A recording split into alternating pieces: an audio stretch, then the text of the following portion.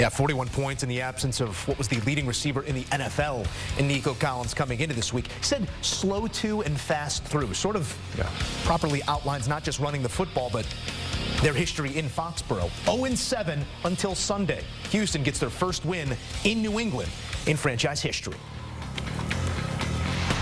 Back in studio, Joe Musso alongside Bryant McFadden. Mac, got to start here with the debut for Drake Maye, because coming into this week, I couldn't help but question the decision. Like, why right now? You know the season is on the brink, if not already lost. You want to get him feeling good. You want to get him reps. Is this the right place to get reps?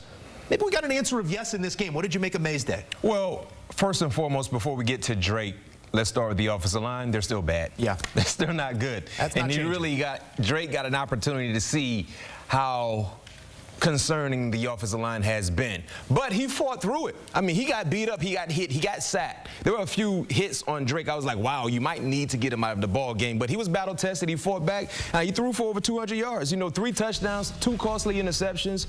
These are things that he's going to learn from. And one of the interceptions clearly wasn't his fault. That was a heck of a deflection, and talking about coming down with the interception for Houston, that was 2 outstanding plays within 1 play. Yeah. But outside of that, he was battle tested. He made some nice throws. That throw right before halftime with 12 seconds left on the clock was a dime on a very, very good defender in Derek Stingley Jr. So I think when you talk about losing this ball game, it's not a big surprise.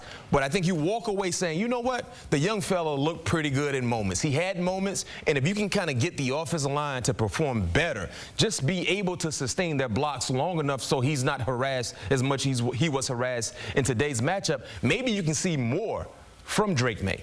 You never want the only takeaway to be kid can take a lick, but the kid can take a lick. Yeah. He also got his team to the end zone. He's tough. Through the air, which is not something you could say often about this current version of the Patriots team. We'll see what it looks like moving forward, but as we look towards the Houston side of this conversation, it's a sort of a trap spot. I mean, you're playing a team that's decidedly worse than you, talent deficient, but you don't have your top wide receiver. You come out and you post 41 points, and it wasn't a clean effort by C.J. Stroud and his offense. You walk away feeling like you could be better in a 41-point performance. Are we starting to see what this can be for Houston? Yeah, you talked about scoring 41 points. They left 14 on the board. Easily left 14 on the board. So for Houston, knowing that you don't have Nico Collins, you don't know when he would return, it was good to see Stephon Diggs look like a wide receiver 1 once again, right? Especially in the absence of Collins. You talked about having 6 receptions. We saw the receiving touchdowns. I just love what Stephon Diggs can do for you on 3rd down, moving the chains.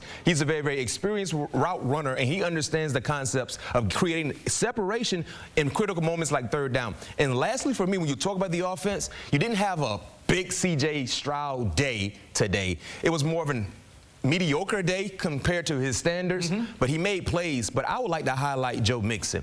Their offense, when they have 28 it's different in the lineup, it's different. Yeah. Over 130 total yards, 2 total touchdowns, and just look at what he did when he was running the football. Average over 6 yards per carry. We're talking about 2024 Joe Mixon, a guy who's been in the league for quite some time but still has the burst to be able to be an explosive playmaker. That's what they were missing when he was out. They didn't have a guy that can get some of the dirty work going with positive yards in the ground and pound game, not to mention being able to utilize the 4-minute offense when you have to seal the deal. Joe Mixon is their closer for their offense, and not to mention he can jumpstart some things like he did today for the Houston Texans. It was an impressive performance, 41 points in total for Houston. That is feeling like they might be scratching the surface on that next layer of what this offense can actually be. Mac, thank you.